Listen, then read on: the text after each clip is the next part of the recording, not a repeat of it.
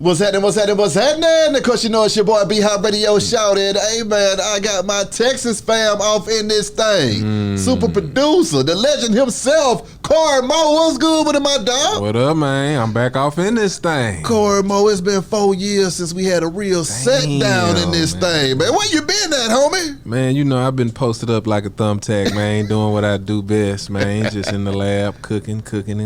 But see, what I see though, man, is that you ain't hesitating around this thing, Cory Mo. Yeah, man. This new banger, Toby, Talib, Banner, Bun. Ooh.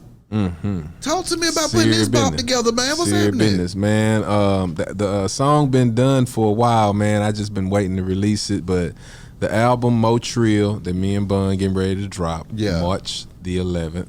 Okay. And this particular song, I used a TrackLib sample, and I actually cooked the beat up on the spot on Instagram Live, and Bun chimed in and was talking shit, talking about I've heard better. And how, you know what I mean? You know he gonna talk his shit, but I'm cooking up live, and he chimes in, and after the live, I get off the phone. I mean, off the live, and I email him the beat. Yeah. Shit, you already know he put that verse on that thing. Oh my God. Sent that thing over to, how did it happen? I had grabbed some of Toby's vocals from a verse that he did years ago. So how long you been rocking with Toby? Oh man, I've been knowing Toby since day one, man. Before, you know what I'm talking about? Since roots in this thing? Man, look here, man. I used to push Toby's songs and records on everybody, bro. I sent his shit out to everybody I know, telling people he gonna be the shit. I told Crit about him and Bun about him before they even knew who he was. Like, I was a serious Toby fan from day one, bro. I already knew that boy was the one. When I saw him go crazy on Instagram, I knew that he had something that was new and that was about to change the game. For you, how the hell did y'all meet and then just talk about y'all chemistry? I don't know, man. I you know what? The wifey had hit me and was like, yo, it's this rapper from Houston. Have you heard of him? And she sent it to me on Instagram and was like, have you heard of him? I'm like, hell no, who is that? Yeah. And he was going off rapping on that, I think it was on Sway, the freestyle he did on Sway. Okay. Man, I saw that shit and was like, man, who is that? So I DM'd him, yo, bro, you dope as hell, whoop-de-whoop-de-woo. Yeah. He hit me back, thanks, man, whoop-de-woo. I'm sending him beats, we chopping it up. Yeah. It was just straight organic. And then I ended up going to Houston just randomly to do something, probably to go visit my mom. Yeah. And I bump into him and his wife at the mall. I'm like, yo, we like, yo. So it was just stupid, man. So, you know what I'm saying? I always been a Toby fan. He's a really good dude. Shout out to Fat and everybody, Nail over there. Yeah. But like I was saying at first, I chopped up a verse that he laid at my studio. Yeah. And it was just a line in there, the hook. I spoke to Yahweh, I've been meditating. He told me that heaven. So I grabbed it and put it on that beat. Sent that thing to Bun, sent that thing to Banner, and sent that thing to Kweli. Oh my God. Toby had no idea that I even had all these people on it. I sent it back to him complete. So you hit him with a trifecta in this thing. He had no idea. You and Banner, classic. When you sent it over there to Banner, and Banner heard what was going on, man, because you know he don't play either. Banner don't play. That boy came over. I think I recorded his verse at Stankonia. He came over and met me at Stankonia. I knocked his verse out. I think Kweli recorded his verse over there too. Yeah. Yeah, man. It was just magic, man. It's a really dope record. Yeah. It's the album actually sounds like that song all the way through. Ooh. It's more of a classic sample feel good, like knowledge, like it's a grown man album. Yeah, you know what I mean. It ain't no violence and talking crazy, man. It's definitely a grown man album, bro. Exactly. So what was that like for you putting together a grown man album? Because a lot of times when you come with that knowledge and that information in music, it tends to stand the test of time as well, because you know real information never gets old. Yeah, straight up. Yeah, man. I mean, you know, the Pimp always taught me, man, you better goddamn do it how you goddamn do it, man, and stick to it, man. You know what I'm saying? Just, you know, you just gotta keep it keep it all the way genuine, man. You can't come out here faking, acting like you somebody else. You know what I mean? Yeah. So it's always better to just be yourself, man. Do we get any bars from Cory Mo on this thing? Because because see what happened to that guy. Man, I put the pen down back in like 2013 on the last album I did. I forgot the name of that album. My last album I dropped under Talib Kweli's label. Yeah.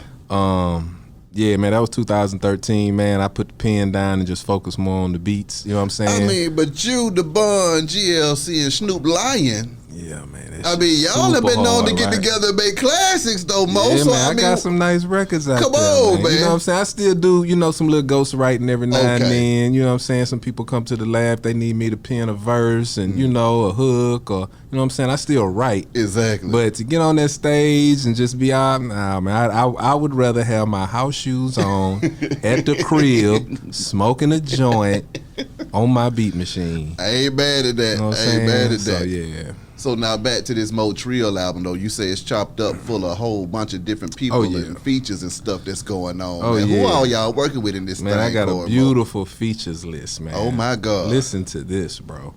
Man, we got 2 Chainz. Oh! Man, you know what? We got 2 Chainz, Wale, and CeeLo Green, and Bun all on one record. Empowering black women. What? Wait till you hear that one. It's called My Queen. Oh, my God. Wait till you hear that one. So we got Big Crit, we got Kweli, we got Benny the Butcher. Oh, my God. We got Larry June. We got Toby, we got Banner, Jazzy Faye, Devin the Dude, Slim Thug, Lil Kiki, Zero, Trey the Truth, Raheem Devon. Are you sitting down, man? Man, I gotta sit up. I gotta sit up. And not to mention, I got some co-production from Zaytoven. What? Co-production from Ray Murray, Organized Noise. And co-production from Jazzy Faye. So can you imagine how this record is about to sound, bro?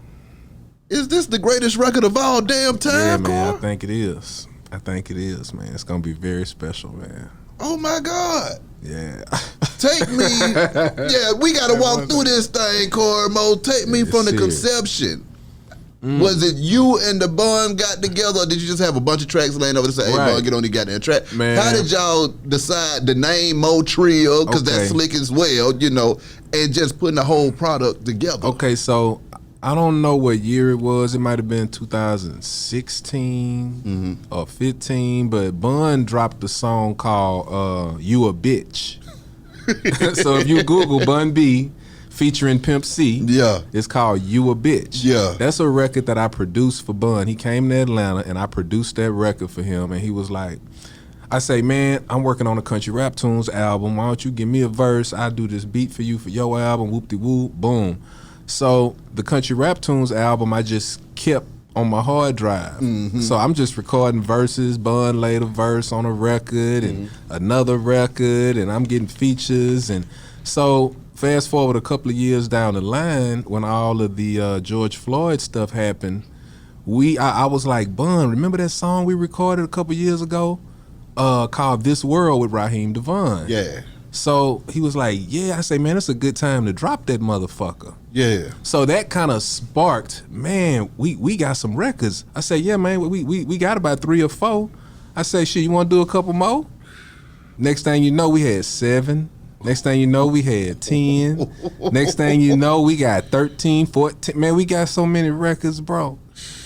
So we was like, man, let's just call it motherfucker MoTrill, man. Put that bitch out. You know what I'm saying? The pandemic happened. Boys couldn't go nowhere. So I'm sending Bun stuff. He emailing it back to me. And it just turned into this project, man, that's finally finna come out, bro.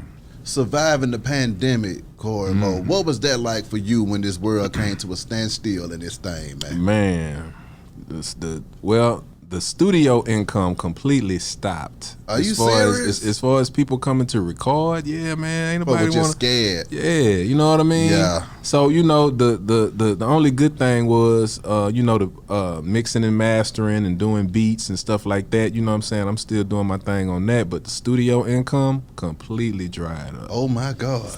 Woo. Yeah, man, it was serious business. But, Talk to me about making it do what it's supposed to during those trying times. Oh, yeah, man. You're going to have 7 or 8 hustles, man, or you will fall down. Come on. So, I started stepping up my T-shirt game. Yeah. I started doing my hoodies. Yeah. I'm over here doing social media. I'm building websites. Yeah. I'm doing, like, all kinds of shit. You know what I'm saying? Yeah. So, shit. And I just stayed and perfected my craft with these beats, man. And, boy, I got a arsenal for your ass. Talk to me about the beat side of the game, though, man, and the tracks that you've been hitting folks with. I mean, where are you sending these tracks out to? Who are you been working with lately outside of the bun? Man, I got a record on Killer Mike's album that is so hard. My God. It's the intro song to his album that he's working on. Oh! Man, when I tell you, it is one of the coldest records. And the crazy part about that record, we did that record back in like 2015, 16. And we've been sitting on this song, bro, and just steady adding to it. Add a verse, add a hook, add a guitar lick, add this, add, you know what I'm saying? Boy, when y'all hear this song here, man, serious business. I've been working with a lot with CeeLo Green. Come on now. Oh, man. That dude there is a genius, man. It's not too many that's doping than him, man. He might come in one day and be on his, his gospel soulful vibe. And one day he might be on his Goody Mob rap shit vibe. And, and man, that boy is the truth, man. He's a true Jedi to this shit, man. Okay, I know you and Jazzy like to jam over there as well, man. Oh, yeah, man. I mean, that's talk big to me bro. about those studio sessions with y'all being in there creating and just going crazy. Man, Jazzy is the coldest, man. He's just such a dope person, and the energy that he bring. Like, he might, you know what I'm saying, he'll pull up with some mango Ciroc and some pineapple juice and have some damn umbrellas in them, and you know what I'm saying. He just fly all the time. Yeah. So you got to be fly with him. You know what I'm saying? So he pull out the MP, start hitting on something. I pull out the keyboard, start hitting on something, and I mean, man, it just he's dope, dog. He really remind me a lot of Pimp, man. Oh my God. He's like the R&B version of Pimp C, bro. Straight up, man, because they both got that same funny energy. They keep you smiling, keep you going. And you know what I'm saying? He's just a positive dude, man. I'm saying I've been knowing him for years. How has it been at the New Mad Studios, though, man? Because, I mean, that thing is just a straight-up facility. It's one of the nicest studios in the city. And, I mean, y'all been getting busy for a minute over there now, man. So, I mean, how's that been treating you? And what kind of legendary stuff have y'all churned out over there? Oh, man, we didn't work with everybody over there, bro. Shit, from Usher to Rick Ross to from Boosie and, man, everybody you can possibly think of and been through them doors, man. You know what I'm saying? It's just dope, man. You know what I'm saying? Being around people like that, like Jazzy and CeeLo and Bun, and just being around those kind of cats, man, it just brings that energy back. So it's weird. Some days I come to the studio and walk upstairs, and I'll be like, "Is Jazzy here?" Yeah, he upstairs. I walk up there, and he might have Osiris over there in that room, and K Michelle will be here at 2, and then I got a session with Ross at 6, and then it's, yo, man, it'd be crazy. Oh my God, it'd be crazy, bro. What are your favorite studio sessions that you recall in the last few years y'all been in that thing, man? That you just felt like it was some real creativity happening in that Mad Studios. I don't know, man. I don't know, man. We have so many, man. Man, you know what, man? That boy Ross is really something, man. Talk to me. Recording Rick Ross is so dope because he's one of the few people that still write lyrics down on paper. That boy come to the studio with a notebook. Ready to go, because he's not playing. Real OG style. Man, that boy so cold, man. He go in the booth, this is the business, and lay that shit, boy. And then That motherfucker look over there to us, what y'all think? We be like, woo, that bitch jamming. It be like, let me do that bitch again. Damn. Do that bitch again. And then put another verse on there. And another verse. Man, he recorded a song that had about 4 or 5 verses, and he had to pick to like 2. Damn. Like he's a perfectionist. He's a perfectionist, man. He got a good ear picking music, and you know what I'm saying? He's dope, man. Shout out to Black Metaphor. They had recorded that one song that's on Rick Ross' album At My Spot. Richer Than I Ever Been. Title that's track. hard. Yeah, I know what you're talking about. He had recorded probably about 5 or 6 records over At My Spot, man. That's crazy. But yeah, man, that boy the truth, man. So now answer me this, because I talked to the Bun a while back, and he said that Cory Mo has all of the Pimp music. Man, I plead the fifth on. Cory Mo. I mean, what are you holding on to over there? I don't got nothing. His wife got all of everything. Okay. I ain't got it. You know what I'm saying? You got to go through Shannara Butler to get the Pimp, man.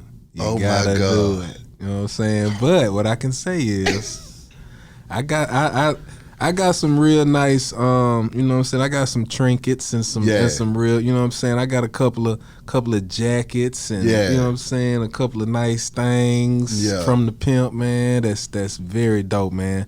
I even stumbled across some lyrics that I have, because Pimp used to come and write lyrics down, and after the session, he'll just ball it up and throw it in the trash.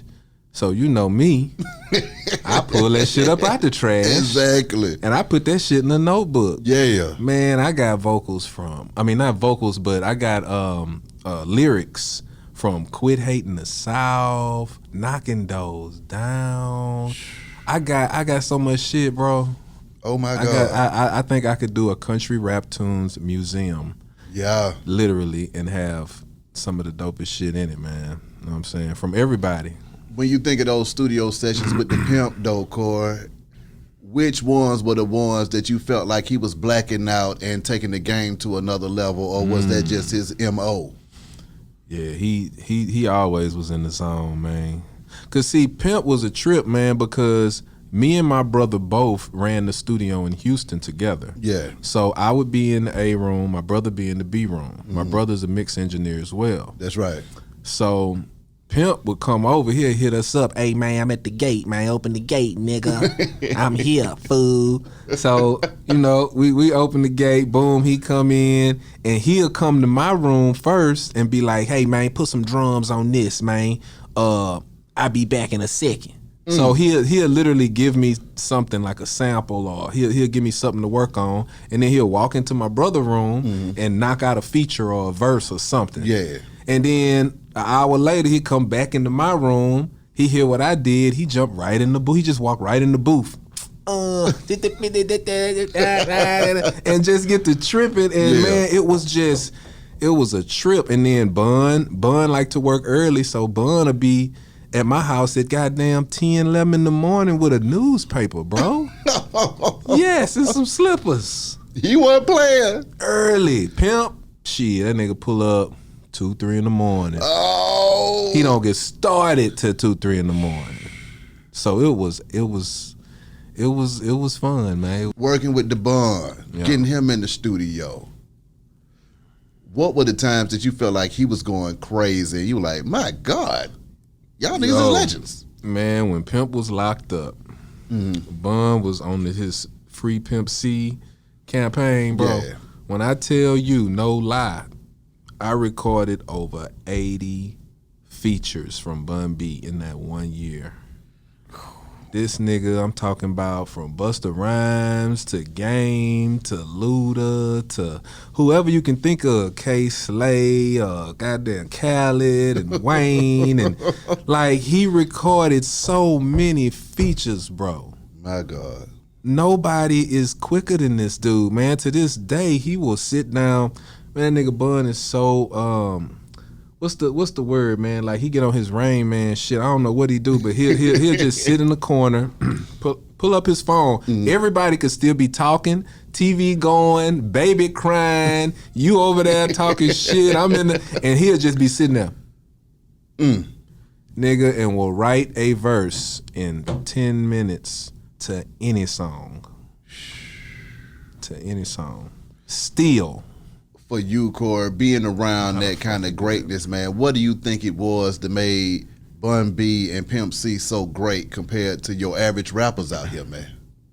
Man, I have no idea, man. Them boys were just so, I don't know, it just seemed like it was so easy for them. Everybody else, it would be, you know what I'm saying, man, what you think? Or it take a long time to write, or, hey, man, should I change this? Or should I do, man, it was never that shit with them niggas.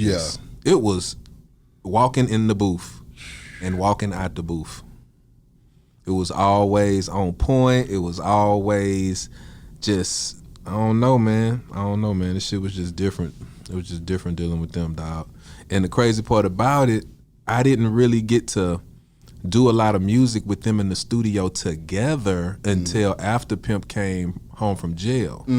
Because earlier on, before he went to jail, it was always separate. Bun will come and Pimp will come, and they work over here and they work, you know what I'm saying? But when Pimp came home from jail was when they was in that bitch together. Yeah. And they were getting it on, man. Like, we was in LA together recording records, and man, it was just dope, dog. That boy Pimp would call the live musicians over and playing on shit, and it was just dope. What was the game that you picked up from him from a producer standpoint that you still applying to this day? Oh man, that funky organ, man. The organ, that organ gonna make them hairs on your back stand up every time. I actually still have his organ.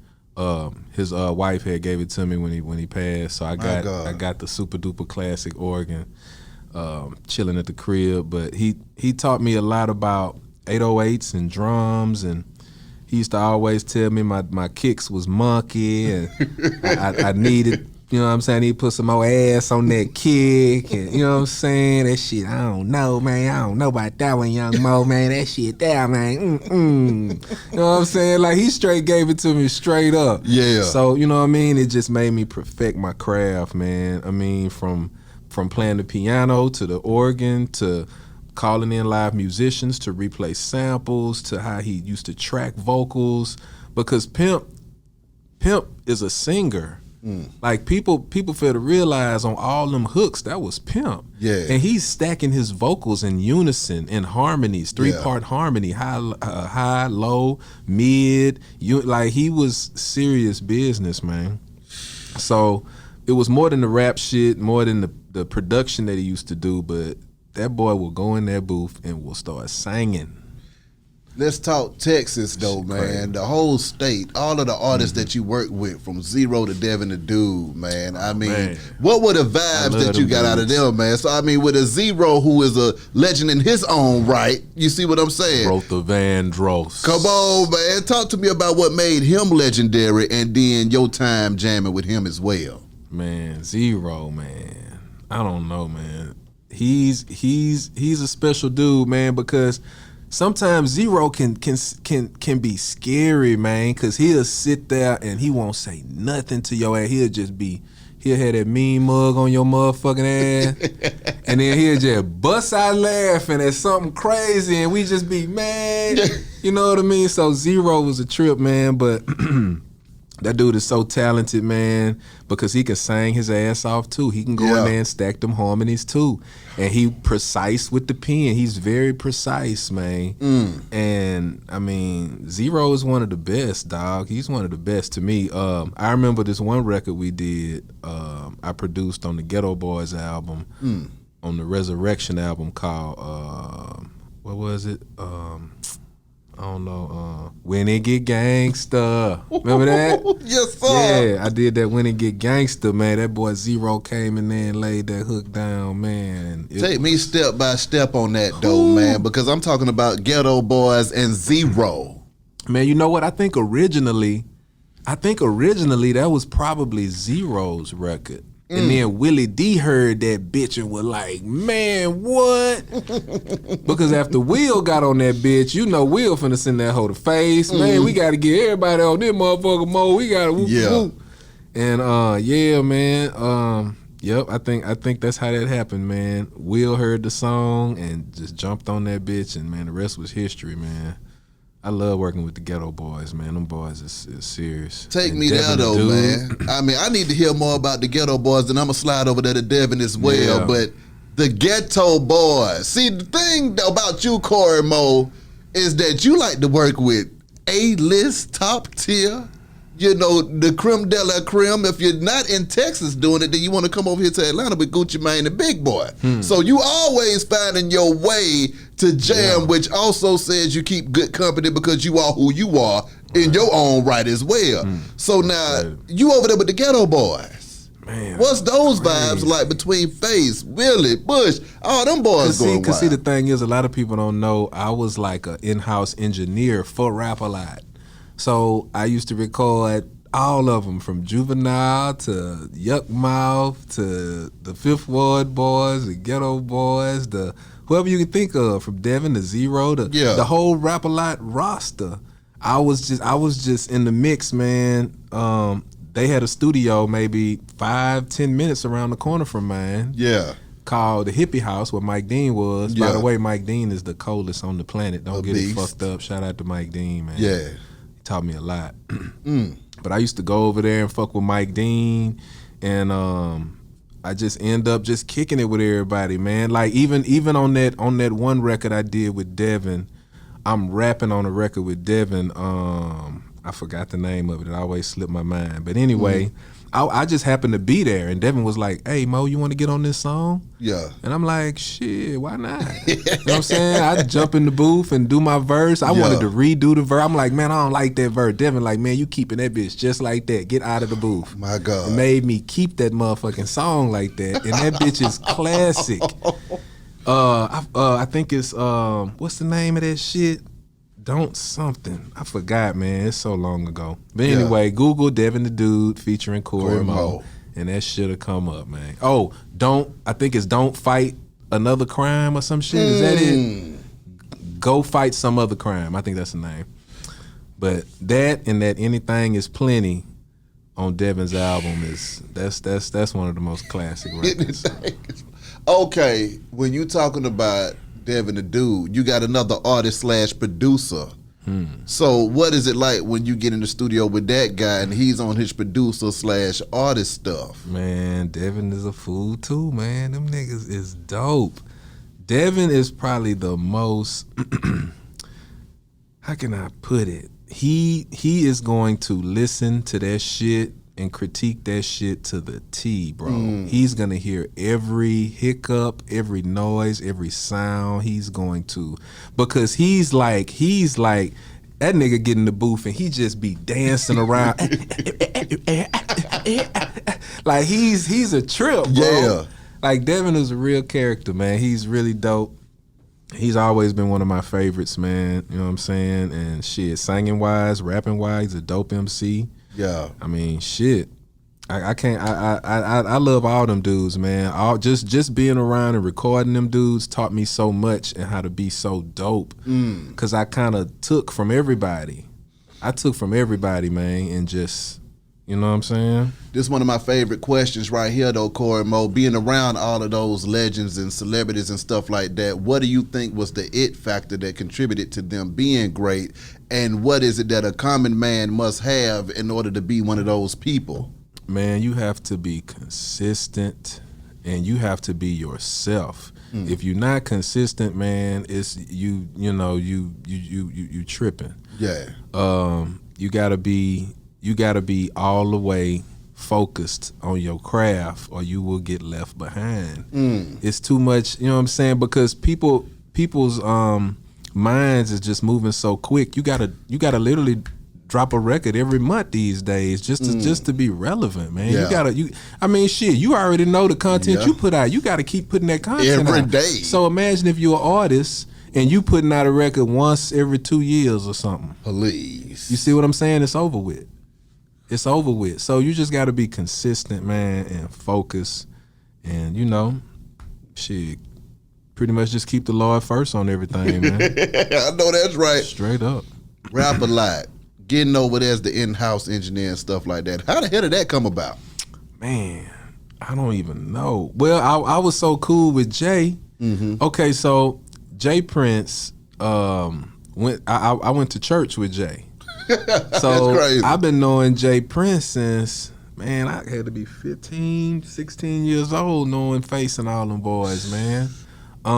So I went to church with Jay. He used to sit behind me, and you know what I'm saying? We just used to be cool. Yeah. He ended up renting my studio out to record one of Maya's albums. And paid me and my brother months, like bought months of studio time from us. You know what I mean? And I would just always be around, and whenever they needed extra engineers, I would always be on call. Hey man, let's get Cory Mo over here and do this. Hey man, hey Cory Mo, man, you available, man? I got such and such, whoop de whoop. And I would just make myself available. Yeah. You know what I'm saying? All the time for everybody. So, you know what I'm saying? I think that's probably what started it. Were you ever able to peek some game from that boy Jay Prince? Oh yeah, man. He's serious business. I never forget when he came to Atlanta and seen me. I think it was shortly after Pimp passed. I moved out here to Atlanta, and maybe a few months later, Jay Prince came out here. He was doing something, and I seen him at the club. Yeah, and he was like, "Man, it's good to see you," and blah blah blah. And he was like, "Man, I'm glad you moved out here, and you know what I mean. You spread your wings, but look here." Keep that funky shit alive.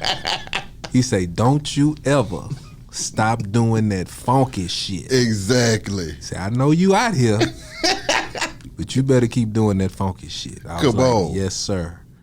Now we got the legend himself, the other half of MoTrill off in this thing. Right on. Bun B, what's good with it, boss? Man, happy to be here, man. Man, happy to have you in this thing. Now, Happy to be back, let me say. Exactly. You know, Wick is going to get pissed with me because Cory Mo let me know that you was pulling up out of nowhere. So, you know, Wick is going to be out with rubbing his bald head because he ain't got no head to pull out. But now, this is my question. The MoTrill album, man. Right. What was that like with you teaming up with Cory Mo for a full album in the middle of a pandemic, making it do what it's supposed to do? He told me about some of these features on this album, and it sounded like this is going to be one of the best albums of all time, Bun. Well, look, I ain't gonna put that kind of Well, that's what it sounded like. man. But I mean, we definitely came with it. You know, Cory is a longtime friend as well as collaborator. Yes, sir. So, you know, doing music with Cory is kind of second nature at this point. You know, we know each other. I know what to expect from him musically, sonically, and thematically, and then I just try to match it.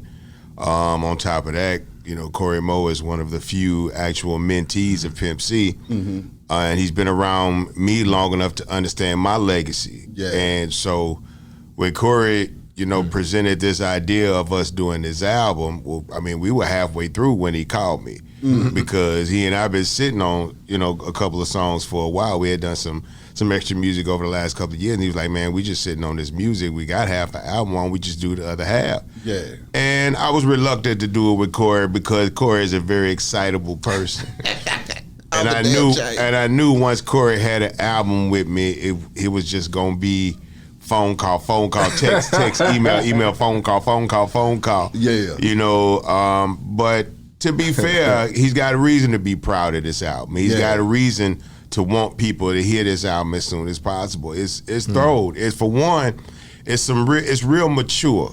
I told him that. That's the key thing about this album. It's very grown. Yeah. I feel like it's enough younger people tackling the subjects that younger people need to deal with. Exactly. This album is kind of designed for people who are raising people. Facts. You know what I'm saying? Yeah. You know, that are out there in the streets. So it's reminding ourselves that even though we made it out the game and we made it to the other level, that it's still some young G's coming up behind us. So let's make sure we give them the game and point them in the right direction. Right. Let's not act like we out here trying to keep up with the youngsters. Thanks. You know, I'm solid in my manhood. I don't need to feel like I need to wear what he wear or drive what he drive to be respected in this world. So there's a level of freedom that comes with that. When you get to that point in your life where you did everything you supposed to do, you checked all the boxes, crossed the T's, dotted the I's,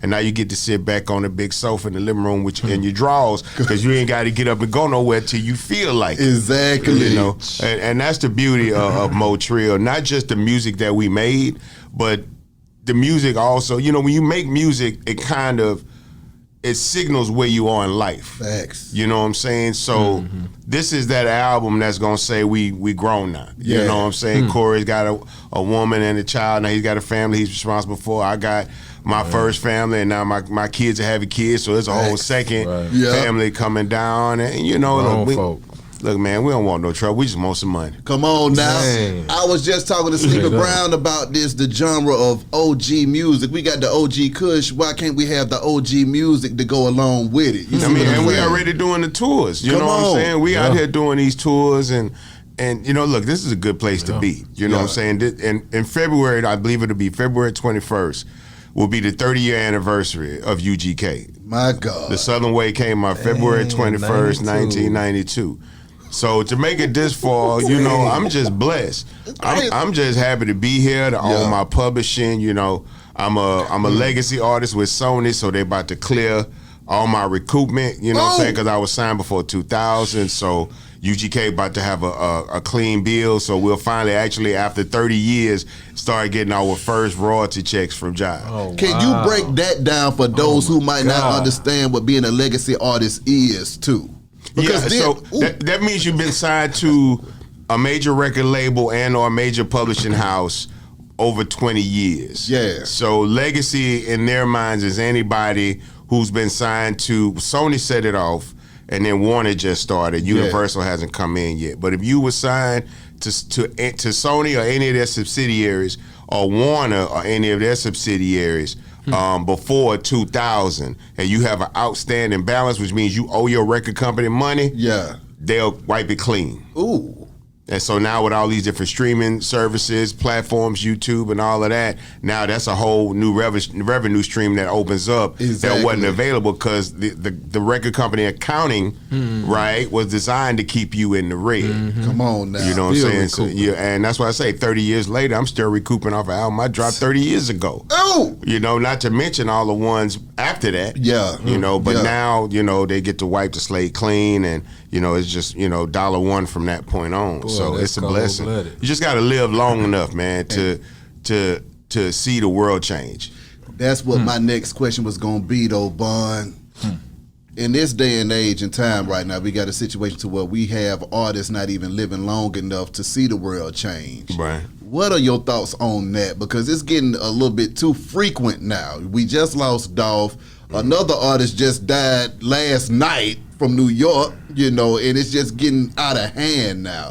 What are your thoughts as an OG when you see this going on? And is there anything that can be done to stop this, or is this just the world that we living in now? Well, I mean, look, I, on one hand, I'll say this. I'll say that this is as crazy as it seems and as prevalent as it seems. Unfortunately, it's not new. Yeah. Since the beginning of hip-hop culture, you know, people who've been a part of the culture, contributed to the culture, has fallen victim to violence ever since Scott LaRock with BDP, you know.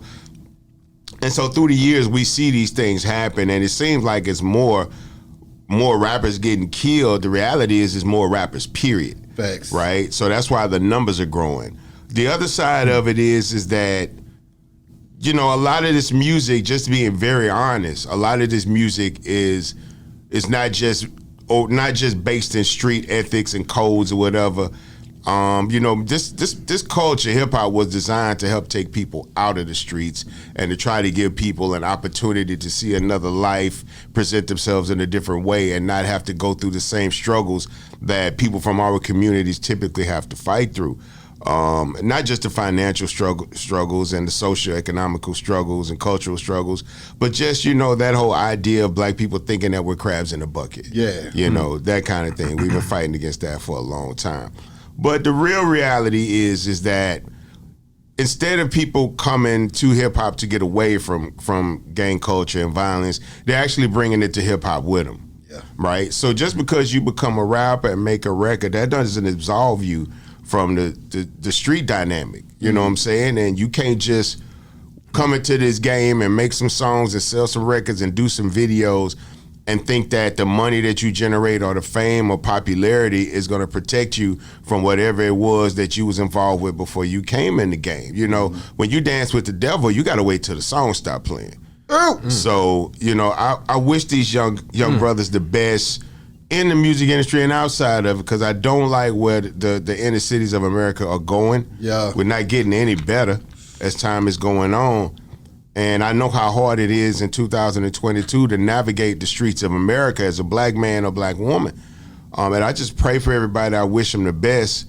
And just keep your head on the swivel, man. And don't be nowhere you ain't got to be. And don't owe nobody nothing. And don't show off if you ain't, if people don't know you got money, keep it that way. Yeah.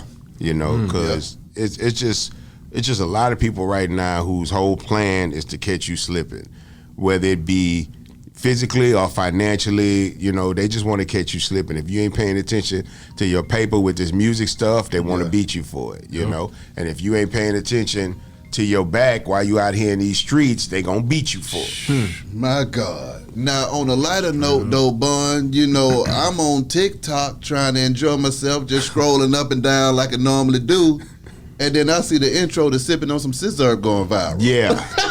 I don't know how it happened. It was a young lady that did it first. Yeah. Talking about people that don't know how to play spades. Yeah. And then it just become this whole thing of basically the whole premise behind it is when you have a black person that doesn't know how to do something traditionally that black people do.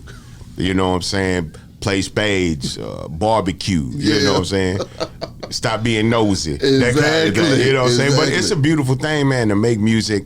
We were talking about the other day, like that song's 22 years old. Come on. And it's still part of the culture. It's part of the musical landscape out here. I've been blessed, man, with the opportunity to make music one day that lives, still lives today. Forever. So, and it's still in rotation now. People still jamming. I come outside on Saturday. If I pass by the car wash, I'm going to hear something, Exactly. And look, I'm blessed that I got a catalog that still moves, but at the same time, I still feel like I have the talent, the skill set, and the relevancy to still be contributed to the culture. So besides everything that we already done, we still here doing. MoTrill, Bun B, Cory Mo. With that being said, Cory Mo, having the Bun, somebody that you pretty much grew up with in the game, seeing him and being able to still jam with him to this day, what is that like for you, man? Keeping that relationship and that bond together.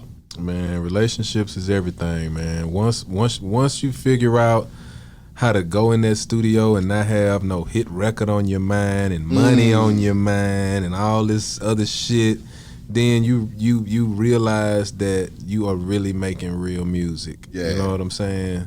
So, just to be doing it this long with him, man, it's you know what I'm saying? It's a blessing, man. It's dope. Also being somebody that was able to be a hype man for the Bun overseas and all over the world.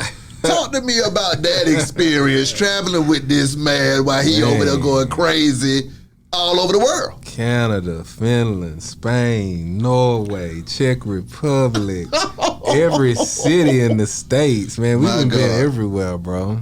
We done been everywhere. I mean, it's dope, man. It's dope. One of the dopest experiences, I know I talked about this on his radio show, but it's this place in Canada called Whistler. So Google Whistler, Canada. Man, it's a lot of skiing and all kinds of crazy stuff out there, man. But just the scenery alone is so breathtaking, man, and it just opens you up to a whole new world and just make you think different. You know what I'm saying? Traveling makes you make you think differently whenever you get back to the crib. You know what I mean? It just opened you up, man. And it was real dope just being on the road and traveling and just experiencing all this different stuff and exchanging currency and just learning languages. And I mean, it's just dope, man. It's just a blessing, man. Bun, being able to see the world, how did that open up a young Texas boy's mind? Well, for me, I had never even dreamed of going to a lot of the places that I've been to the way that I've been. Yeah. And so for me, I know that very few people from where I'm from will get to experience what I get to experience. So I try to bring as many cats with me on these things as possible, because once you see certain things, man, you never really go back. Once your eyes have been open to the world and how big it is and how broad it is, and the fact that, I remember for me, like when I first got some bread, when I first got some real bread, and I was like, okay, I could buy a crib anywhere. I was like, I want to move to another city just to see what it feel like. So in 95, I got some real bread. And I moved to Atlanta for a year just to do something different, get a different feel. What was that like when you touched down in the city, boy? Oh, man. Well, I had already had a lot of friends here. So basically, I would just wake up in the morning, go to Gipp House, pick up Big Gipp, probably ride down to the dungeon or ride somewhere, get some food, you know what I'm saying? And just soak up the culture, and the music scene was so vital at the time. A lot was going on, and it was a blessing. And little experiences like that, made me think like, well, if that's what it's like outside of my city and outside of my state, what is it like outside of my country? And then when we started getting booked, the first person to really book us was Matt Sanzala, was to bring us overseas, and my normal hype man couldn't go. Yeah, you know what I'm saying. He couldn't get a passport, so I had to find somebody who had a clean enough record to get a passport, and so I called Squarebox over here. And that's the good thing about Cory. Cory understands the streets enough without having to be entrenched in the streets, so that you can bring Cory to the hood and he can act accordingly. Come on now, you know what I'm saying? Come on. But going overseas, you never really know what it's going to be like. Some of these things are eye-opening. The food is way different, the language barriers, all of that stuff. But I did want to bring somebody that I thought could understand it and take away from the experience what you should take away from it. And Cory was the guy. Cory's very, very humble, very quiet, sit back, kind of peep everything, pay attention, and figure out how he can take it back home, put some whip on it, and make some money. Come on now. I can't knock that level of hustle. Exactly. What was the most eye-opening thing for you overseas, experiencing those different cultures, though? And that's for both of y'all. That's a really, really good question. I think the wildest thing probably would have been Norway. And the reason I say Norway is because the time of year it was. Yeah. So the time of year that we went to Norway, we went to a little town called Kristiansand. And the sun only went down for 2 hours. So remember, we come out the club like 2:33 in the morning. It's daytime. And it's daytime. Yeah. Still, like it was daytime when we went in the club, come out, it's still daytime. The sun went down about 3:45. Yeah. And came right back up about 5:20. So like all the hotels in town have blacked out windows. Yeah. You know what I'm saying? Now the other side of that is in Alaska. Alaska got time of year when it's dark the whole time. And the sun only come out about 2 hours a day. I don't have a problem with that except when the fuck do you know when to go to sleep? Exactly. You know what I'm saying? Because the way my mind work, like when the sun go down, like darkness, I can go. If I would get in a hotel room at 2, 3 o'clock, but I can get it dark at that hoe, I can go to sleep. Facts. You know what I'm saying? But I don't know if the sun was out. I mean, if it was dark at 2 o'clock in the afternoon, I might not be motivated to do shit if it's just dark outside all day. Exactly. What about you, Cory Mo? Man, I remember when we was in Spain with, I think it was Chuck D. Was out there? Yeah, we were out there for Red Bull. Red Bull has an academy that they do twice a year around the world. Or used to do twice a year around the world, and the time we went, it was in Barcelona. They had an old like steel mill factory, and they converted it into like they had room that was a radio station and rooms that were studios and conference halls and cafeterias and all of this music education, exploration, and execution in one place with people from all over the world. You had to like write an essay and go through this whole process just to be allowed to go. Damn. And so they bring artists from all over the world that are learning music, learning how to engineer, produce, and all of that. And then they would bring artists who are already in the game to come and have communication with them. So I remember I did an interview. Chuck D was there. He did an interview. A couple of different artists, man. And we were just really out there soaking up the scene and the culture. And it was interesting to see how our music was received by people. Different people pick up on different things. You know what I'm saying? So if you're in a third world country that got a lot of conflict, then you pick up on that warrior aspect of music. You know what I'm saying? If you're in a country that doesn't have a lot of financial opportunities for you, then you pick up on that go get money aspect of music. So we go out here and into the world and we realize that people are connecting to facets of our music that we didn't even realize because we had never been where they are. Yeah. So you don't know, even if you are the shit in Paris, you don't know why you the shit till you get to Paris. Yeah. Because you don't know what the fuck Paris is. Straight 3-6 Bone versus. Did you catch that, Bun? I didn't catch it in the moment. I was traveling. Okay. I was traveling. I was going to Miami. I was supposed they asked me to come and be a part of it, but I was already committed to go to Art Basel. Cause they just would have took it over the damn top, boy. But when I finally got settled and looked at it, it didn't take long for me to realize, we made, because I'm been here long enough to know what it was like when 3 6 Mafia was out here in the streets touring. Yeah. And when Bone Thugs and Harmony was out here in the streets touring. So to hear that Bone Thugs had a show or 3 6 Mafia had a show and it ended with them hands getting thrown, that's not a far-fetched scenario at all. That's pretty much par for the course. Yeah. Right? But, to see them, and look, this rap game, they come from the era I came from, which is all about ego and braggadocio. You know what I'm saying? And we not trying to look a certain way in front of the people. Thanks. So if somebody feel like you trying to make them look small and mix company, look, man, this is the bread. Come on. Right? This is the bread. Your whole legacy, everything you work for up to this point is on the line. We ain't got time to be playing like that. Exactly. So if look, I used to work with somebody who's a little hot under the collar, right? So he would tend to jump off like that immediately, you know what I'm saying? And then we got to respond in kind. So I understand, like, in the moment, you feel like somebody saying something or trying to handle you. We're in mixed company in front of people, and we're in mixed company in front of people. Yeah.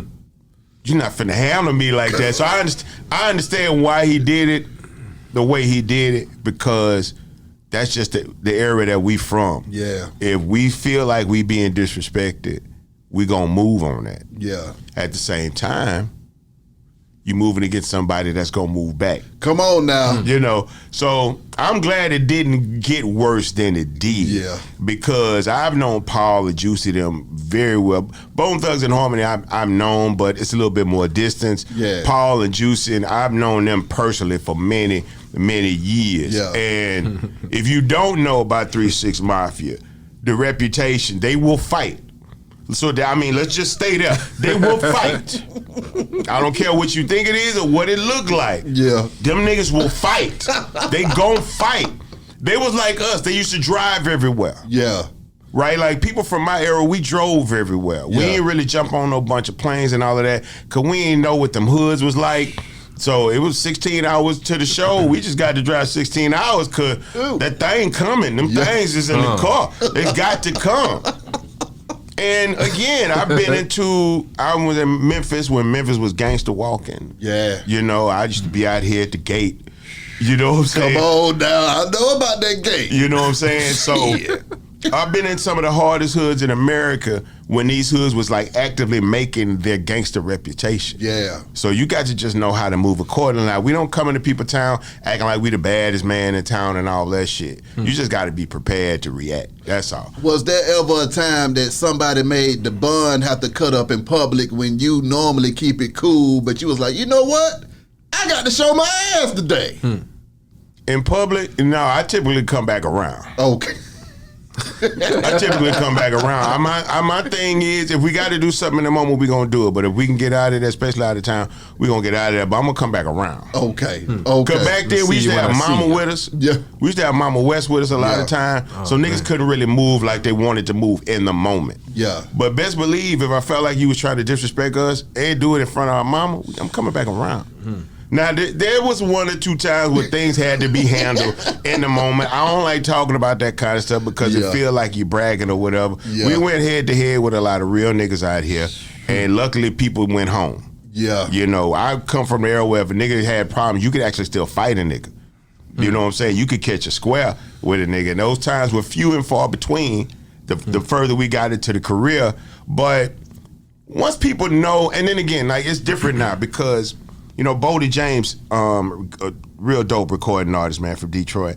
He makes mention of nowadays the rap game is full of a lot of self-proclaimed real niggas. Yeah. Right? People come into this game and they tell you who they are and what their reputation is. And I'm like, when we first started, you couldn't just say you was hard. If niggas said he was hard, he was from Detroit, you could call some niggas. Yeah. Hey, so-and-so? Yeah. Is them niggas real or what's them niggas? Exactly. Okay, all right, cool. They'll be here this weekend. I'm gonna fuck with them. I'm gonna tap in. And niggas do the same thing on you. Yeah. But it's so many artists now. Like it's like 5,000. I think it's like 5,000 songs a day debut every day. 5,000 new rap songs. You know what I'm saying?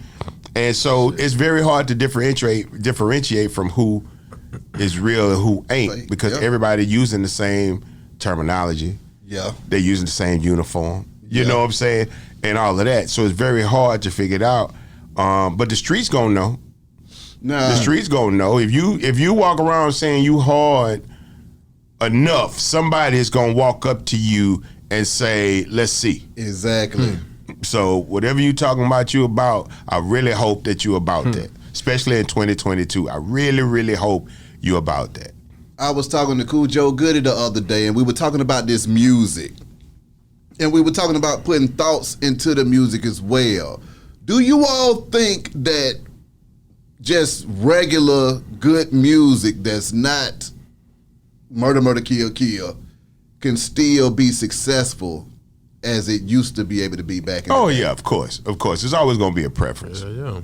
There's always going to be a preference. Everybody doesn't necessarily gravitate to that. As I get older, I don't necessarily want my entire soundscape to be that, right? Because that's not what my day is, right? A lot of the time when I grew up, when we listened to NWA, whatever, it was really kind of preparing yourself for the environment you had to go out into, right? And not just about the street element, but also the police, right? The government. You know, there was a lot of different things we had to navigate, and we still do.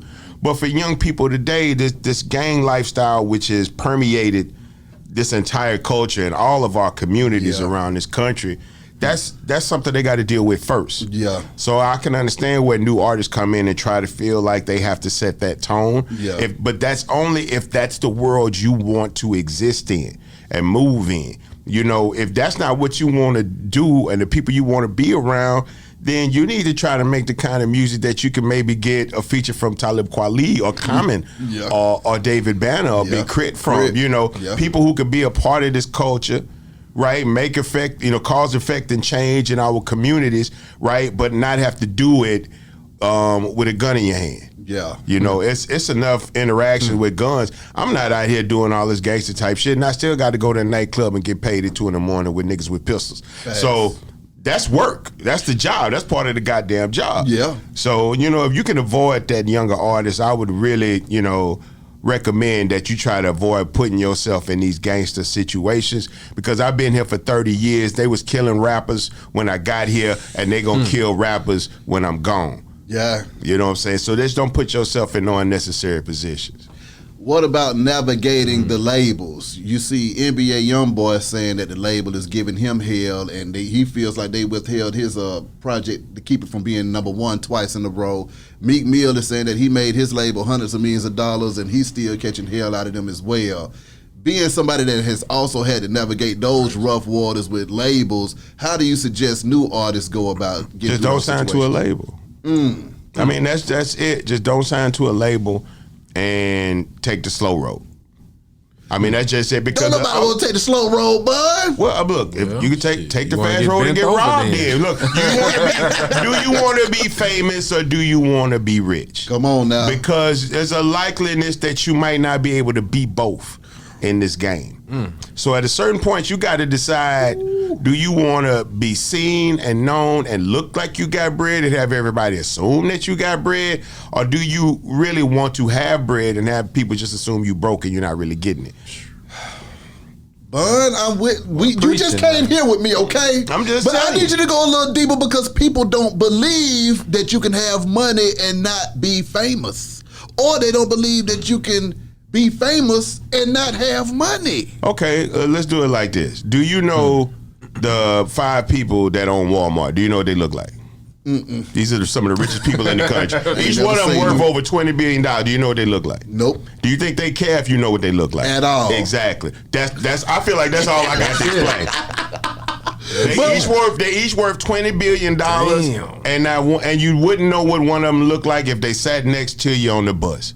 Which they probably wouldn't, because they worth $20 billion. But what I'm saying is, for example, I got a good friend. His name is Brett. Yeah. Brett lives in Dallas, and I've taken some friends of mine over by Brett's office. And people are like, yeah, Brett's a nice little office. It's not a big fancy office. Yeah. It's a nice little office. They're like, what do Brett do? Brett own Walgreens. $40 billion corporation. Yeah. Right? And Brett office is, like I said, it's nice. Yep. It probably don't look as good as QC. Come on. You know? So the idea that people have to see you being rich is as old as time itself and as wrong as time itself. You know what I'm saying? You can't really enjoy money if everybody know you got it. How about that? You can't even really enjoy money if people know you got money. That's cold. Like, I remember somebody asked me, it was Dame Dash. Dame Dash and we was doing Big Pimpin'. And they was like, man, Jay Prince, Jay Prince, I'm like, you got a lot of bread. How much bread you think Jay Prince got? I was like, enough. and for me, that's all I want. I just need enough money. Exactly. I don't need all the money. I need enough. Enough to do whatever I need to do. Enough to take care of whoever I need to take care of. Come on. Enough to be wherever I want to be. Come on now. That's it. How do we get the youth to understand that message though too? Because like you say, if you got the owners of Walmart, don't nobody know who they is, and they the richest people ever. But the only people that the kids know are the drug dealers, the ball players, the rap stars, and the people that's showing off the money. You know, trying to show them what success is without putting yourself in damn danger. You got to give them a broader worldview so they can see what real money look like. Yeah. Because I tell young people all the time, everybody that you looking at on TV and on the internet that's rich, with the exception of a handful of people, maybe 10 people, somebody pay them. Like, I've known Shaq for over 20 years. Shaq is one of the wealthiest people I know. Yeah. But somebody paid Shaq all that money. Woo. And the people that paid Shaq still, as rich as Shaq is probably as close to a billionaire as you can get without actually being a billionaire. Yeah. He may be a billionaire at this point. I don't know the man money like that. But I will tell you that everybody that paid Shaq, that helped Shaq become a billionaire, was a billionaire when he got there. And he ain't know what none of them people look like before they cut him that check. My God. You know what I'm saying? So this idea, if you know somebody got money, if you can look at somebody and tell how much money they got, they ain't got no money. Ooh. Damn. They ain't got no money. That's ice cold. If I can look at your house and your cars and your clothes and your jewelry and come up with a sum of how much money I think you got, you ain't got no money. Oh my God. You ain't got no money. I shouldn't really be able to calculate, looking at you, what you worth. Facts. Because if that's the case, pretty much everything you worth on you. Come on. Once I take the bitch ass jewelry off of you, you know, and then wallet out your pocket, them little bands you keep showing off and spelling shit out with, once I take that from you, I done fucked over 70% of your worth right there. Okay, when you go back to social media, you see these new trends, and you see if folks spelling money, using money to spell their name and everything else. What goes to your mind then, Bun? Ain't nothing wrong with having fun. Yeah. This ain't nothing new. I remember all this started, people don't really remember, all this started with Boosie counting them hundreds. Yeah.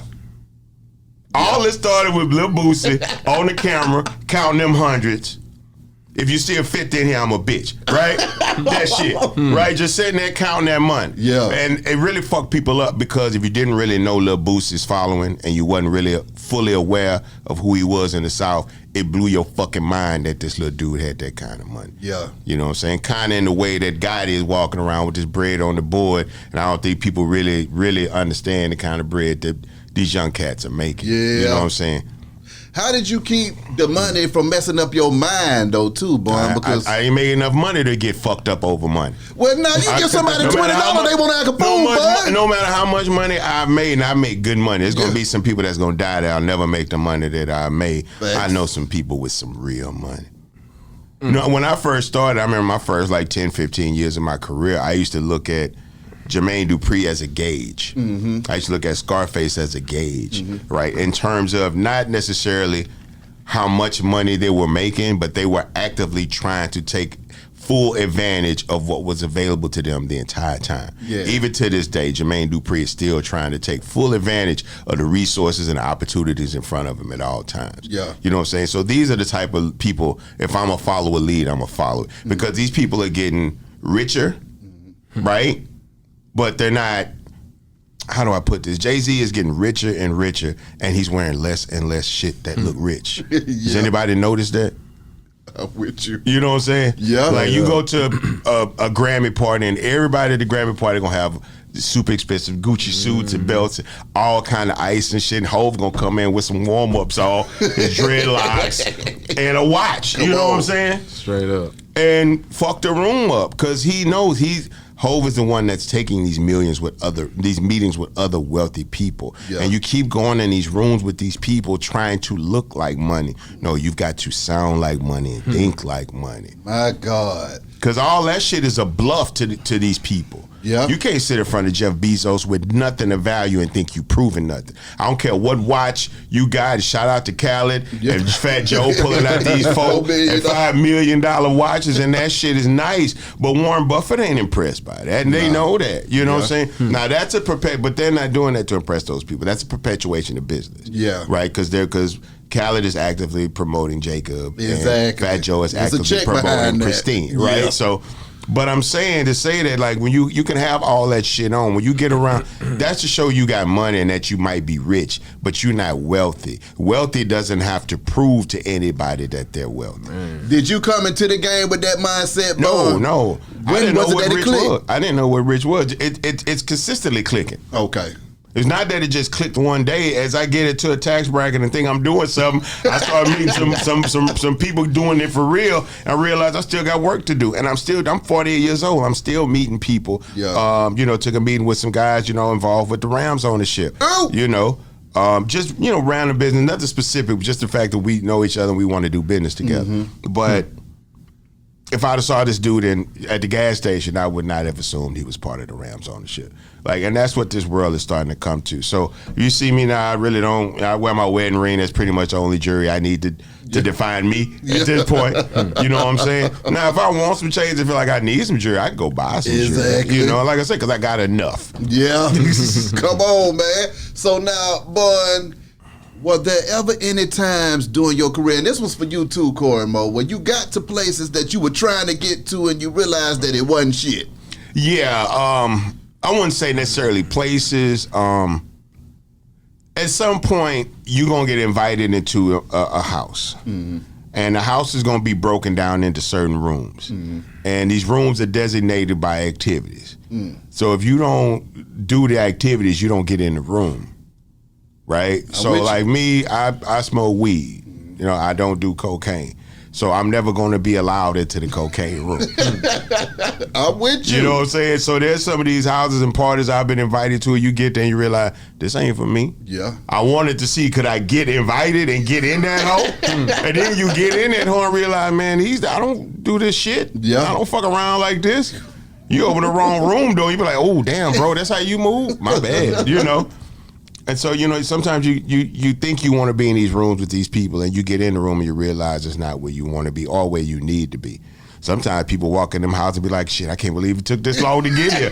Where have you been? And it's really just up to, again, who it is you are and what you want out of this shit. Mm-hmm. People get into this music thing for a lot of different reasons, Mm-hmm. And so when you see people, doing this and like, man, but he doing good, but why he ain't focused on this, and that? Oh, man, all that nigga want to do is this. Exactly. And you think that's an exaggeration, and you watch these people over 5 years, 10 years, 20 years, nigga old as hell still doing the same shit. Like, you haven't leveled up. You making a little more money, but you still in the same place doing the same shit. You ain't grew up yet, my nigga. Come on. What about you, Cory Mo? I don't know, man. I hate whenever I link up with a certain artist or somebody I look up to that's real dope, and I get in the studio with them and it just ruin the vibe on the kind of person they is, or something they said, or if they talking down on somebody. Yeah. You know what I mean? Like I didn't ran across that a couple times, man. It just make me not even want to work with that artist no more. Yeah, man. Yeah. You know what I'm saying, I hate that situation, but that's definitely happened a lot. Having people like the Bun and the Pimp around with the vast wealth of knowledge that they have, how has that impacted you, Cory Mo? Obviously, it's helped you with the longevity side of things, but mentally navigating the game, how has it impacted you? Man, it just taught me how to just stay the course and just never give up, man. You know what I'm saying? These dudes never give up. They consistent. constantly beating down doors and you know what I mean, just changing the game, man. Just being around that and watching it makes you want to be that. You know what I mean? So shit, that's pretty much it on that. But look, I you know what? I got a question. Come on with it. Can you ask Bun what's up with the UGK and Ball and G verses? What's up with the That's a UGK question and I Ball wanna- and G verses? And I got a follow up to that. What are you talking about? that, What man? verses? What you talking? Come on, man. Oh, verse. I thought you meant like rap verses. I thought you meant like, hold up, we got a remix or something Come from on, the album? Swiss. Yeah, no, I'm just, we just waiting our turn, Come on. And it doesn't surprise me that we haven't went yet, but because when I reached out to Swizz about doing it was probably about 2 weeks after Paul reached out, because Paul and Bone were going to do it separately, and then they reached out to Swizz and asked if Swizz wanted them to do it with verses, and Swizz said, so they were just gonna be cold blooded and do their own thing. yeah, but this is literally when it first started. This was like within the first month, first 6 weeks of verses like starting. This is back with RZA and Premier and all that type of stuff. So I said, look, if y'all gonna do it, I said, why don't you see if they want let y'all do it with them? And they reached out, and they fucked with it, and so I talked to Ball and G about, the idea of doing one. They were open to it, and we reached out to Swizz, and we had a couple of dates on the table, but then we got pushed back with the Gladys Knight situation with Patti LaBelle. We got pushed back after Earth, Wind and Fire, Isley Brothers, the one after George Floyd's death, when they did the gospel one, with Kirk Franklin. So it's a couple of times. Yeah, it's a couple of times we've got pushed back. But look, Ball and G and UGK have been here for 30 plus years. The music is timeless. We can wait a couple of months if need be. And if it never happened, we know that our people appreciate our music. Damn right. You know what I'm saying? So would we like to do it? Yeah, if it makes sense and we got the time and it can look the way it need to look. But until then, we just gonna keep grinding like we've been grinding. We've been outside of the mainstream media outlets and involvement with that type of shit this long. So, That brings me to another good question, but I got to get in the question for my slick producer back there, Shard, as well. Shard wants to know about UGK versus Mobb Deep, because y'all got similar situations going on, being that one half was a producer, the other half was a writer, and what would you think about a North versus South versus as well, in tandem with Dave out of MJG as well? I mean, I don't know about in tandem. That's a lot. The whole idea of doing something like that is not, it's not far-fetched. Yeah. The problem with these verses is the arena. Like, if UGK and Mobb Deep does a versus, where do we do it? Ooh. Right? What's the neutral ground? Hell, you could do it in Atlanta because they love that. Like, Atlanta just open to every damn body. Yeah, but I still win in Atlanta, hands down. True. I still win in Atlanta. Like, you would have to maybe go to like a Virginia. Yeah. Right? Where it's like kind of right on the border. Like, if you go to certain parts of Virginia, like Norfolk, Virginia is the South. Virginia Beach, it may be a little bit closer to the East Coast. You can't say D.C., because D.C., in my mind, is way closer to the South. Philly, maybe. Yeah. I still think, like, they would kill us in Philly, though. Yeah. It's just great verse. Look at Ball and G and UGK. Where do we do that? That's what I'm about to say. And I think that's been a big... maybe in Atlanta. Oh yeah, hell yeah! Y'all bring that down here. That's gonna be a good ass weekend. Everybody coming. Oh my god! That's what I'm saying. Oh my god! No, That's gonna be like the Super Bowl. Alex Carl Swiss booked the dome. Let's go. Exactly. Come on, man. Everybody going. Okay, but you were saying earlier made me have to pick it back into another question. Maneuvering outside of the majors and stuff like that, what was that like for you during your whole career, saying, you know what, I see what's going on, but I'ma still hold strong to my fan base and what I got going on, versus trying to assimilate with what everybody else was doing? No, well, the problem with the majors was the accounting. That was the only real problem, was the way that the money breaks down and how things get recouped and how it's really designed to keep you in the red. That was really the only problem with dealing with a major label, is that you can get all the exposure you would want.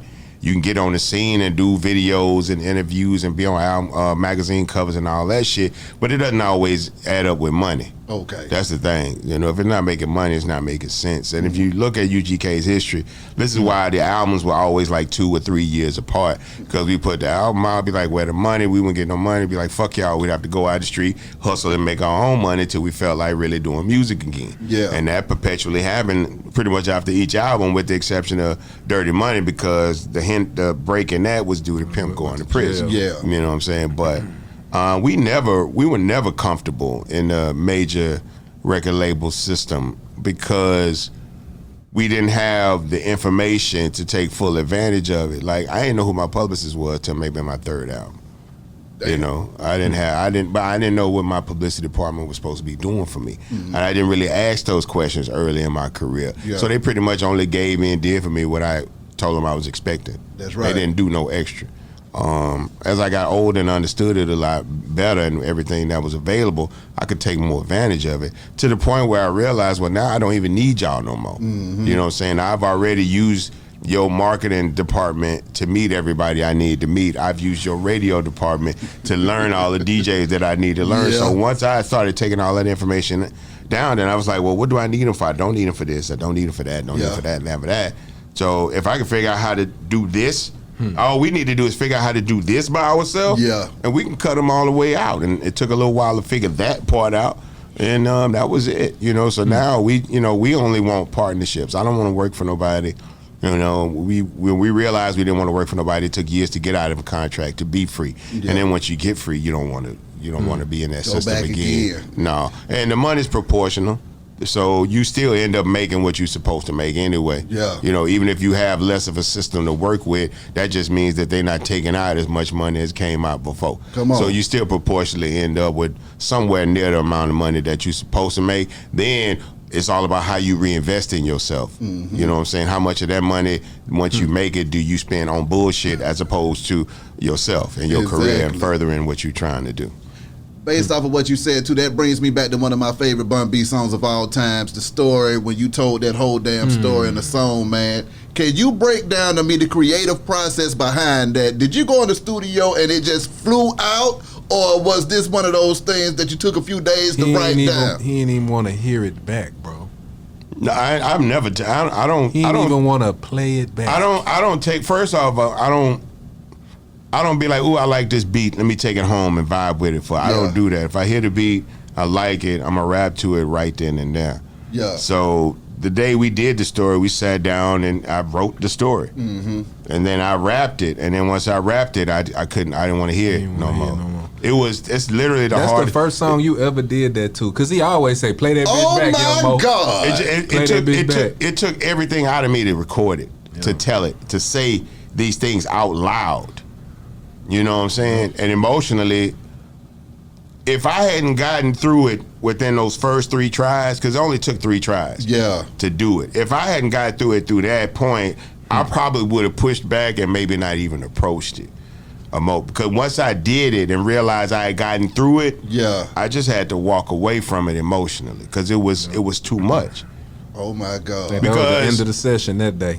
Because it was everything that we had been through with the promise. Right? If you listen to the story, it ends on the promise and the hope of him coming home and we getting back to it. Yeah. But that wasn't a certainty when I did it. Oh.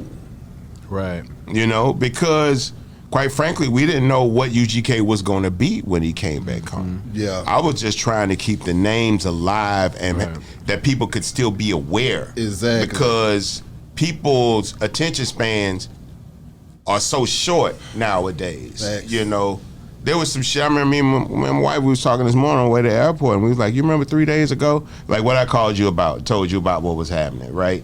All the stuff that was happening. And it seemed like a big deal when I called you and told you that today nobody's talking about it. Today nobody cares at all. Think about it. Straight up. Nobody cares. I haven't heard nothing about it. Exactly. Nobody cares. So you can hold on to this shit longer than it really even need to be held on to. Yeah. You sit around carrying these things, thinking that everybody looking at you and all of that, and people could give a fuck. Yeah. Yeah. Nah, I agree with that 100% too. Wood Wheel. Another one of my favorite UGK Is this joints. part 2? Yes, sir. Is this part 2? I gotta get, cause I can't let him I slide. was only supposed to answer the MoTrill question. MoTrill. I just gotta hit you with the Wood Wheel. And then an hour later,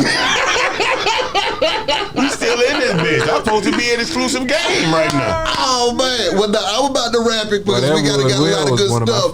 But that was one of my favorites as well. Right. Talk to me about creating that banker.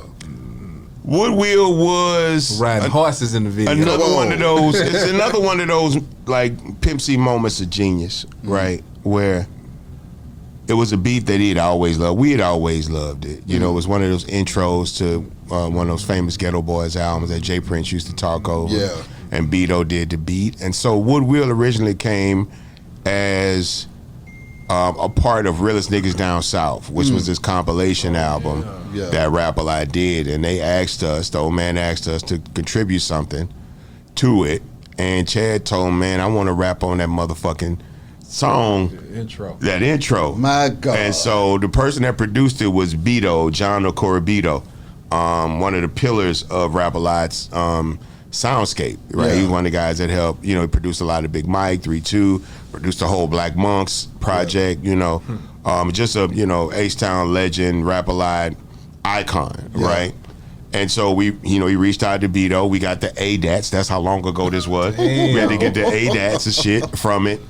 And we ended up laying vocals over it. And I don't think it had the double time drums. Claps. Yeah, it didn't. It had a drum pattern to it, but it didn't have that signature drum sound that we know from Pimp. And that was literally the only thing that he did to it was add some drums.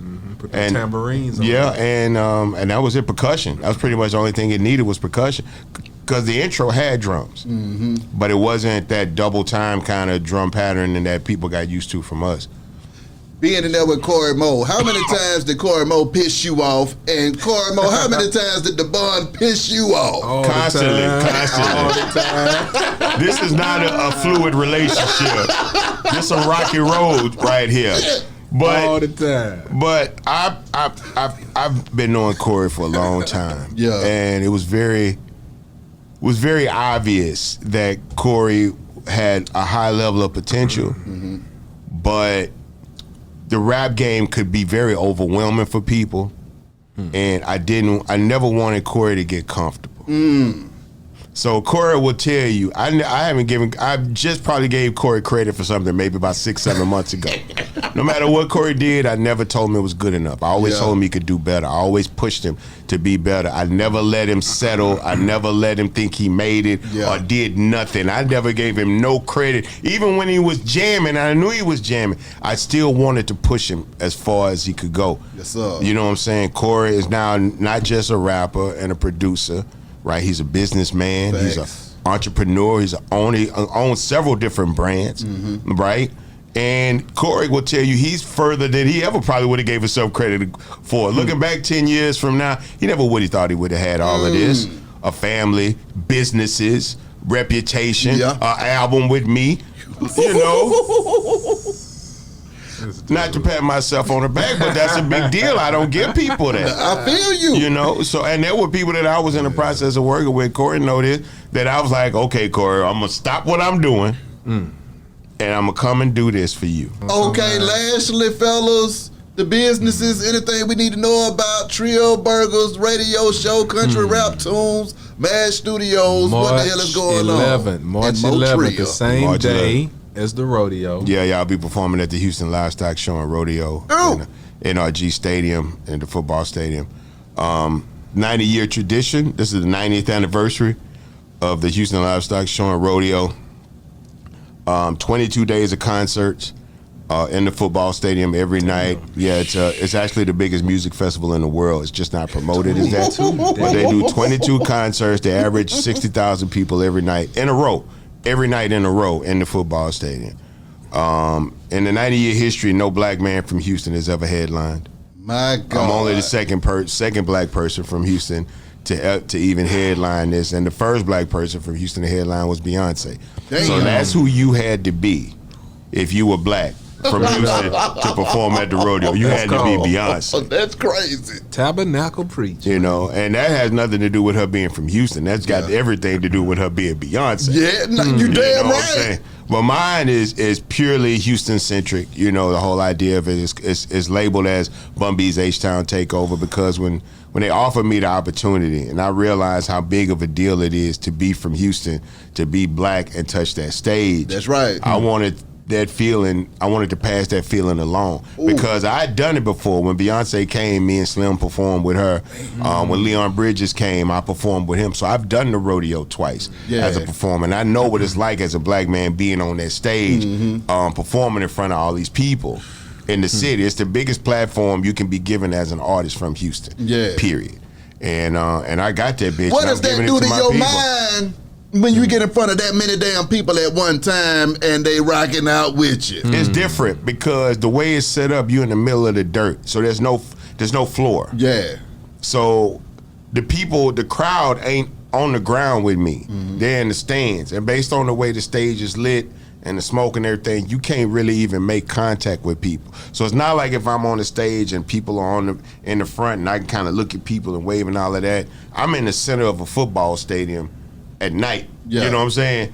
And so a lot of the light is projected inward. So you can't really, you can't make contact with people when there's that many people. And you might then, your sound is coming directly into your ears. So you can't even hear what people doing until the music stop playing and you stop talking. And then you can hear like people cheering. And so that's my biggest hurdle, I feel like, for the people that got to come out with me. When you're an artist and you can't tell if the people is getting into it, you tend to overdo it.